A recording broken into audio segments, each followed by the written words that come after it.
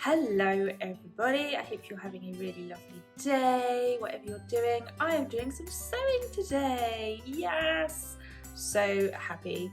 I'm really lucky that I know I moaned a little bit last week about not finding much time for sewing because my little girl is sort of starting to drop her nap, and I had loads of really lovely comments and hints and suggestions, so thank you so much to everyone who sent a really lovely message about that. But I am lucky that I can do a bit of sewing at work and call it work. I'm very lucky about that, I realise. So yeah, I'm doing some sewing today, and I thought I would take you along for the ride, a sort of chatty sewing video. It's not a tutorial or sew along or anything like that. It is just me sewing a garment and chatting to you. So I hope you enjoy it. I've got my cup of tea. Actually, it's a coffee. Got coffee today. I know if you know me, you will know that I am all about the tea, but I forgot that I needed tea at the studio. So I've got coffee instead, which is fine. I'd rather have tea, but there we go. And I am sewing today the Fringe top from Chalk and Notch. It's a new to me pattern. I've not made it before. It looks quite similar to the Maya Sotis dress from Deer and Doe, but I quite like the fact it's more open at the neckline. There's no collar, so I like that. So I'm excited for that. And it's a top instead of a dress. There is a dress version as well, but I've gone for the top to pair with jeans for sort of nice smart cash kind of look. And I am using the red viscose that was in January's classic boxes. This is just a facing piece. I've got a bigger piece here to show you. So it's got a really gorgeous drape.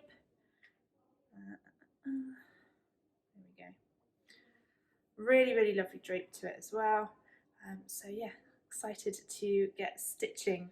So there's two different versions. It's a PDF, so I've got the instructions on my laptop behind you. There's two different versions, A and B, and they come in two cup sizes. So there's an AB cup size and a CD cup size, which is the one I'm doing. So I haven't done a full bust adjustment or anything like that. There's a lot of ease in the pattern anyway. So I think it's going to work. It's just whether or not the bust dart is pointing in the right place, I think might be the only thing. So, but I think it's still going to be incredibly wearable. I'm making view A, which just is like a V shape here. View B sort of has a rounded bit and then it comes down like that, if that makes sense. I'm not sure what you would call that, like a little notched neckline style. So view A has buttons down the front, and then it's gathered at the sort of high waist into a skirt, and if you make the dress there's pockets available as well, and then the sleeves have little tabs with buttons on at the shoulder too.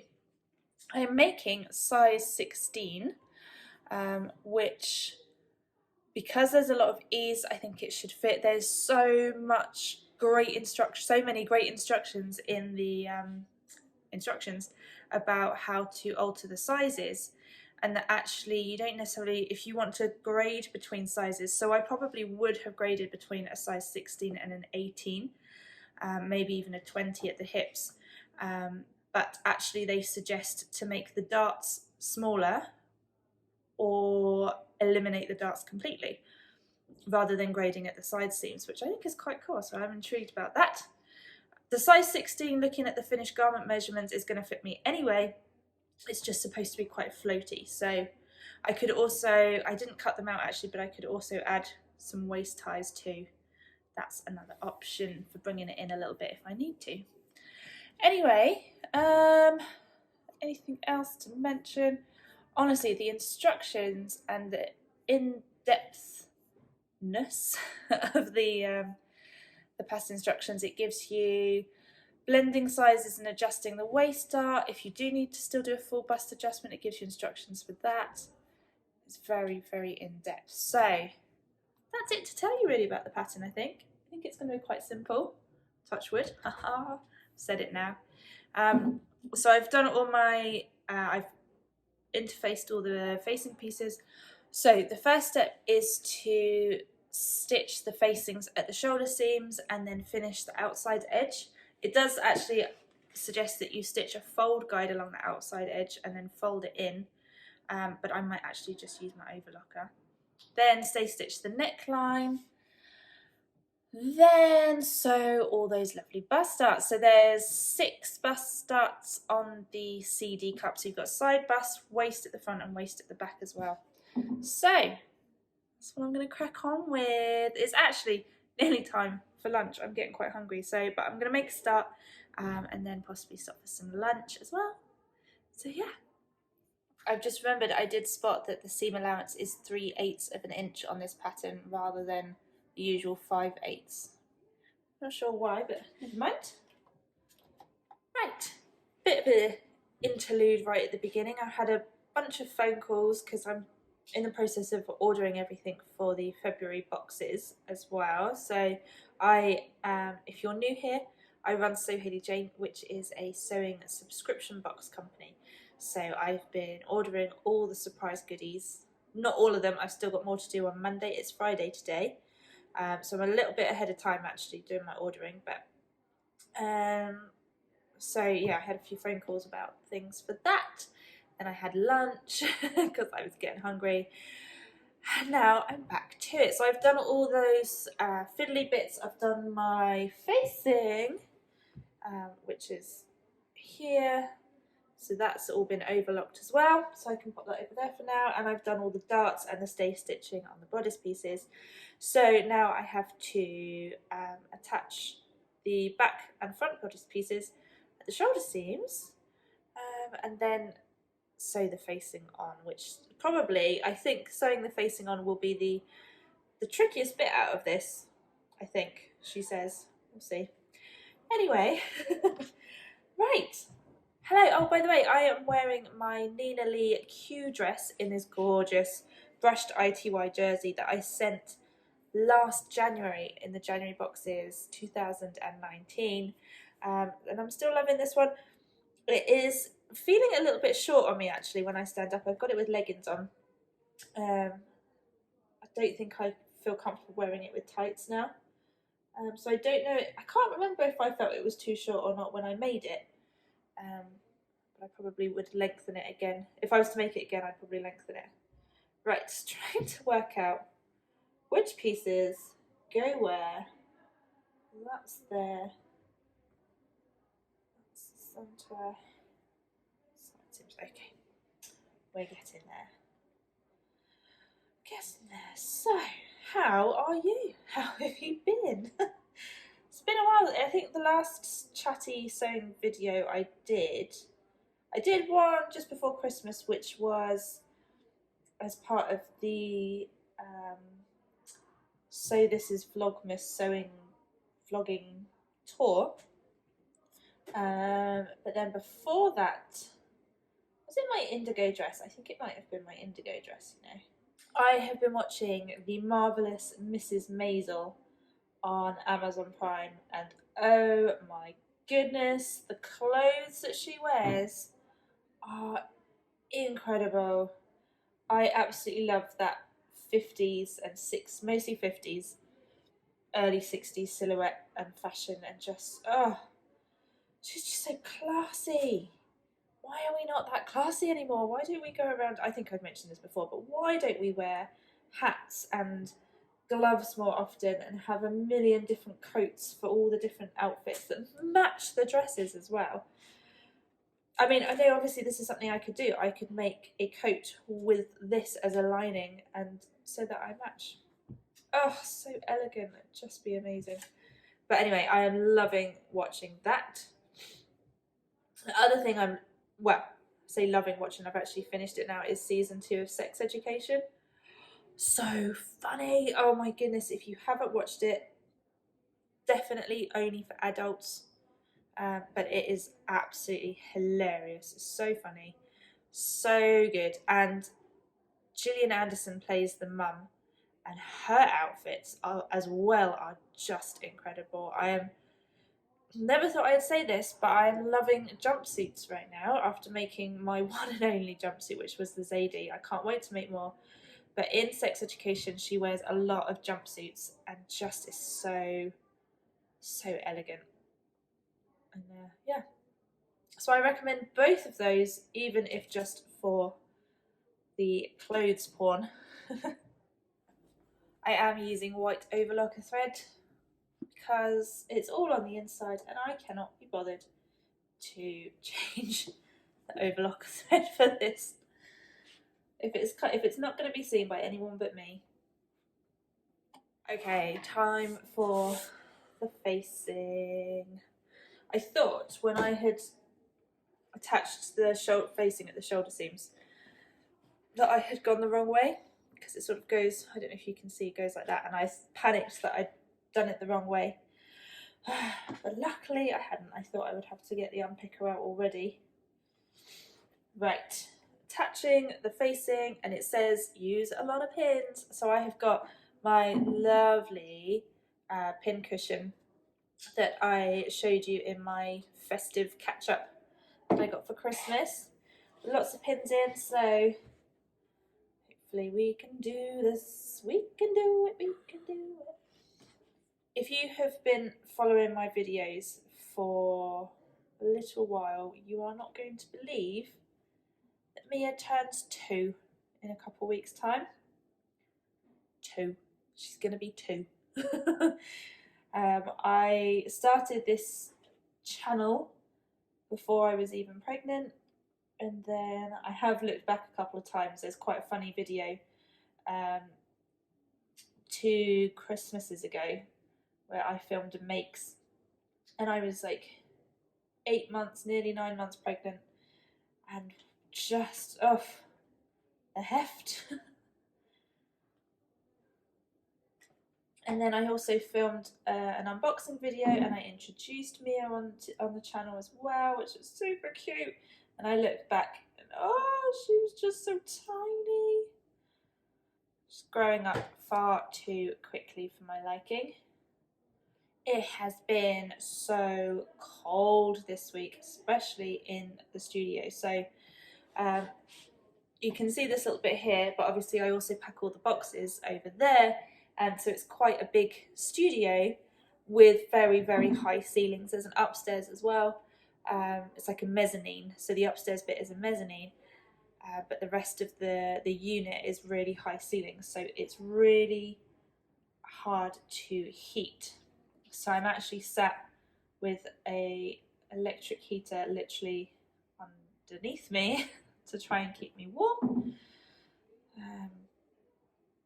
Quite often, if I'm here and I'm just doing computer work, I'll go upstairs with Andy and we shut the door, so we've only got that little room to heat up. Is that enough pins, do you think? It's only half of it. So I suppose I can probably tell you about it now, because there's been a little hint in Love Sewing magazine. So I got if you subscribe to Love Sewing magazine, you will probably have received your copy already. And every month they have a reader review the cover pattern that's included. And in the latest issue, I think it's issue 77, Barbara from Rocking Stitch and Pattern Pals reviewed the dress that was included. And then it says at the bottom, in next month's issue, so Hayley Jane reviews McCall's skirt. So that's me. So that was super exciting. I went up to Manchester last week for the photo shoot, which was very, very cool.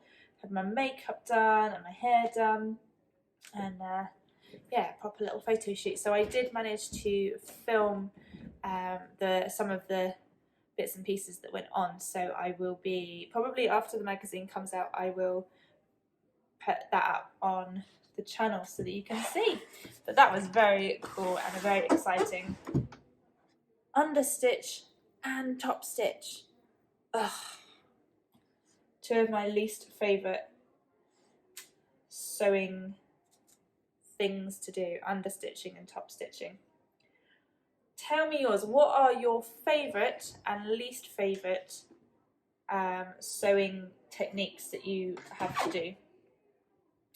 I think like I say, top stitching, understitching among my least favourite. Favourite though, I do enjoy just a long straight seam. Especially like the side seams, I think, because then you start to see the garment coming together and it starts to take shape and become a 3D thing rather than just a flat piece of fabric. I also love pressing seams if it presses well. A good iron, a good pressed seam is a thing of beauty.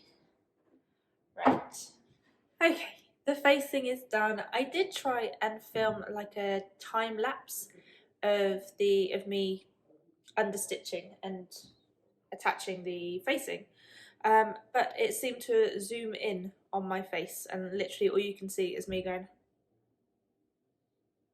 Apparently that's what I do when I'm concentrating. But anyway, yeah, facing is done, all nice and tidy, and top stitched and understitched and all of that business. So hopefully it will sit nicely. I'm hoping. I always worry with facings that I've stretched it out a little bit. It always looks like it's stretched at this point, but hopefully it will fit nicely. So next up is actually I've got to sew the button tabs for the sleeves and add buttonholes, and also start thinking about what buttons for the buttonholes in the centre front. So I've got a few options. My original thought was to finally make use of these Wim Wam buttons that went into the boxes back in August, I think it was. But I think they deserve a bit, I think they're going to disappear in this fabric, and I think these deserve to be centre stage. So if I like this, then I might make it in a plain fabric just so that I can use my Wim Wam buttons. So I'm going for plain, and I'm either going for red or black. I've had a look through my stash and I have got, they're not very exciting, plain red or plain black. So, whoops, that one's gone. I will retrieve that in a minute. So I've got, yeah, red or black. I mean, they're going to disappear, to be honest. So I feel like the red is slightly wrong. And I guess if you're going to go for buttons that disappear into the fabric, they should be exactly the right colour. So I might stick with the black because I feel like the red on the buttons is slightly orangey. So, I mean, I'm sure no one else would notice but me, but I'm thinking I'll just go for black buttons. Oh, but then is that too dramatic? Is the black button too dramatic? Not that you can tell from there, probably. No, I think it's okay. I think I'll go for black buttons. Bit boring, but never mind. It's the fabric, it's all about the fabric. Anyway, I'm going to pop that to one side, and I need to find my button tabs. So there's one, and there's two. Hurrah! Okay, my little sleevey tabs are done, and I've even done the buttonholes already as well. I haven't opened them up yet, but I wanted, because the next step is to do the buttonholes on the centre front, so I thought I would test my buttonholes on the sleeve tabs because they will be easier to redo if it goes wrong. But luckily they've gone well. So annoyingly, I've left the paper pattern at home to check where the buttonholes would go, but I've just draped it over myself, figured out where I want the top button to be, sort of at around the apex of my bust, and then measured equally two more, so there's 3 in total. So I'm going to do my buttonholes now. Last time I did buttonholes on here whilst you were watching, it went horrendously wrong. That was using double gauze. It was actually, I've just remembered, the last sew along I did was my Maya Sotis dress, my Christmas Maya Sotis dress. And it just, there were a few layers of double gauze and interfacing, and it just, my buttonholer didn't like it. Luckily this one, touch wood, seems to be working. So 3 buttons to do, buttonholes to do. Right, time to attach the sleeves. Now they are not your regular style of sleeve. It's literally just straight lines, no curves, no easing, which is always lovely news. Auntie asked me a question yesterday, out of the blue, and I don't think I've ever answered this kind of question so quick. It was one of those would you rather kind of questions. So he said, if you had to live without tea or chocolate for the rest of your life, what would it be? My answer was chocolate. I mean, obviously I love chocolate, but asking me to live without tea, it's not going to happen. Not going to happen. So I don't know when my next chatty sewing video will be, but I would love some more of those kind of questions, please. Some of those, would you rather? Could you live without this or that? Yes. Comment below, ask me some more of those questions. I think that would be fun. And I'll ask you, could you live without tea or chocolate? Or coffee? If you're a coffee drinker, substitute it for coffee. Okay, I have got the sleeves almost done, if I can find them here somewhere. So the sleeves are attached, see, and the side seams are all done now. Now the next stage is to fold the sleeve in half, in on itself, which I have done, and then like that, and then you stitch along here. However, every time I've done that before, so one example would be my closet case Callie, I end up missing bits of the seam allowance and it just goes really wrong. So what I'm going to do is take it home and I'm going to do that by hand with just a little slip stitch. If I then want to go over it with the sewing machine afterwards, I will do, but at least I will know that it is all in place and all the seam allowances are finished. They are on the inside and won't start fraying, because I find that quite a tricky thing to do actually. So yeah, I'm going to do that bit by hand. So all I've got left to do now is the skirt. It's a top, so it's not an actual skirt, but it's like the skirt piece. Really simple, exactly the same as like the myosotis and the indigo and things like that. Literally just need to attach the side seams, finish the side seams and press them. They actually suggest that I hem it before attaching it, which I quite like doing because the hem is always the bane at the end, isn't it? So I might do that. Now, they actually suggest quite a narrow hem, and I think I am going to try using my narrow rolled hem foot, which I've only actually used once, and then I lost it, and I found it recently. So I think I'm going to try using that and hope that that goes well. And then it's just gathering the top of the skirt and attaching it to the bodice, and it's done, except for obviously the sleeves and the buttons. So what's the time? The time is 10 to 4. I've got about half an hour left before I've got to go and pick Mia up. So hopefully I can get that bit done. Hopefully. And then I will come in. I'm in on Monday. It's Friday today. I'm in on Monday. And I will show you hopefully the finished article. So yay!